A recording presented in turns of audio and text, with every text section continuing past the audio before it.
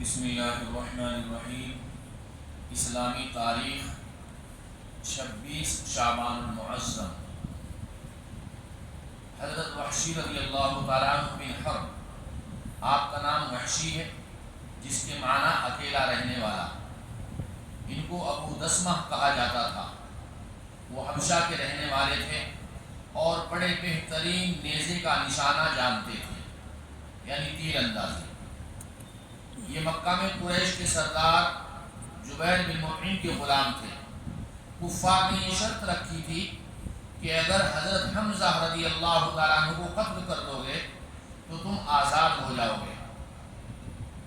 چنانچہ جنگ احد میں حضرت حمزہ رضی اللہ تعالیٰ عنہ کو وحشی کے نیزے سے شہید ہو گئے۔ حضرت وحشی کہتے ہیں جنگ احد میں حضرت حمزہ رضی اللہ تعالیٰ عنہ کو شہید کر کے میں خیمے میں آ کر بیٹھ گیا، اس لیے کہ اپنی آزادی کے علاوہ مجھے اور کوئی دلچسپی نہیں تھی۔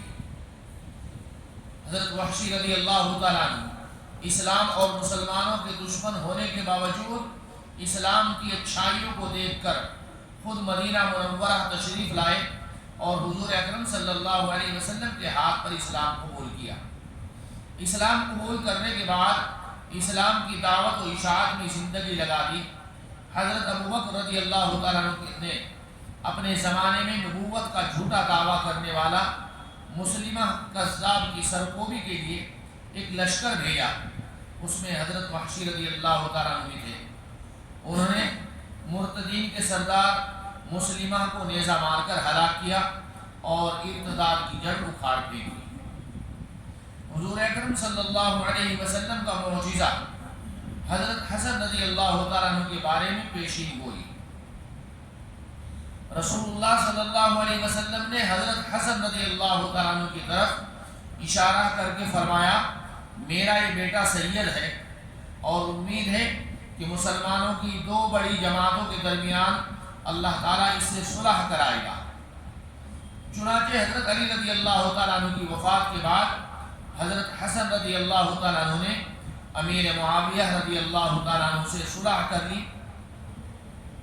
اس طرح حضور اکرم صلی اللہ علیہ وسلم کی پیشین گوئی سچی ثابت ہوئی۔ ایک فرض کے بارے میں جماعت کے ساتھ نماز پڑھنا، رسول اللہ صلی اللہ علیہ وسلم نے فرمایا مردوں کو چاہیے کہ وہ جماعت کو چھوڑنے سے رک جائیں ورنہ میں ان کے گھروں میں آگ لگا دوں گا۔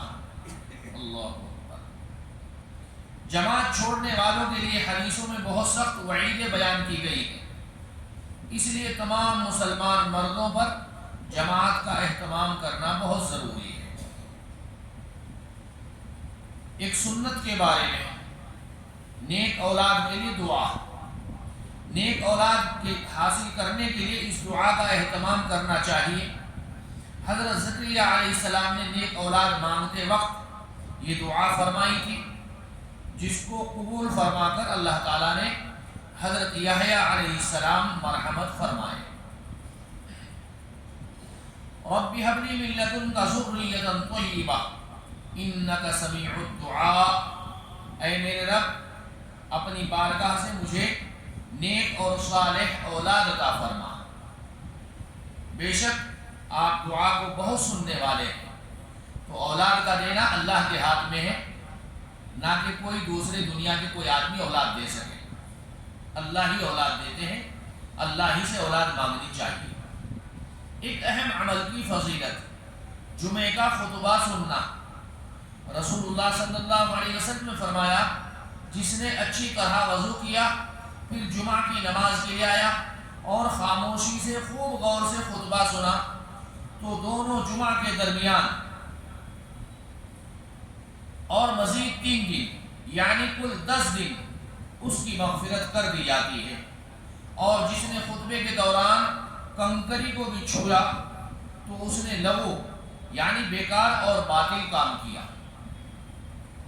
ایک گناہ کے بارے میں فضول خرچی کرنا، قرآن میں اللہ تعالیٰ فرماتے ہیں اسراف اور فضول خرچی مت کرو کیونکہ اللہ تعالیٰ فضول خرچی کرنے والوں کو پسند نہیں کرتا۔ کھانے پینے کی چیزیں بھی ہیں، اس میں پانی کا استعمال بھی فضول خرچی میں شامل ہے۔ اللہ نے قرآن کریم کے اندر فرمایا کلوا واشربوا ولا تسرفوا انہ لا یحب المسرفین، کھاؤ اور پیو لیکن فضول خرچی نہ کرو، آدھا کھانا کھائے آدھا پھینک دیے، نل کھلا رکھ دیا اور پانی جا رہا ہے، بلکہ ہر چیز کے اندر اللہ تعالیٰ نے احتیاط سے کام لینے کا حکم دیا ہے۔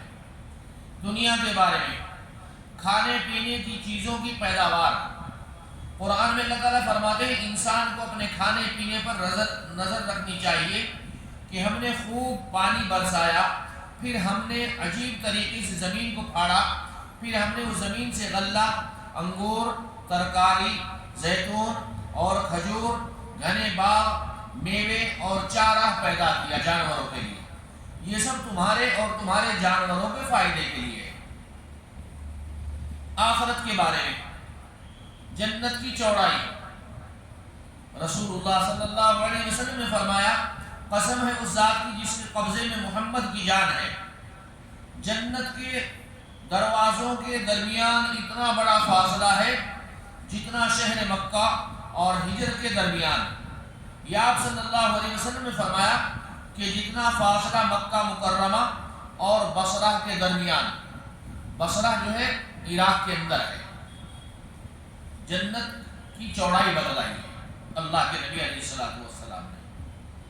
طب نبوی سے علاج، زمزم کے فوائد، رسول اللہ صلی اللہ علیہ وسلم نے فرمایا زمزم کے بارے میں یہ ایک مکمل خوراک بھی ہے اور بیماروں کے لیے شفا بخش بھی ہے، تو اس لیے اللہ تعالیٰ موقع دے زمزم خوب پیٹ بھر کر کے پینا ہے انشاءاللہ۔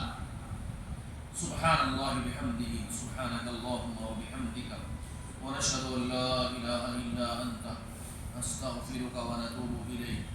سبحان ربک رب العزة عما یصفون، وسلام علی المرسلین، والحمد للہ رب العالمین۔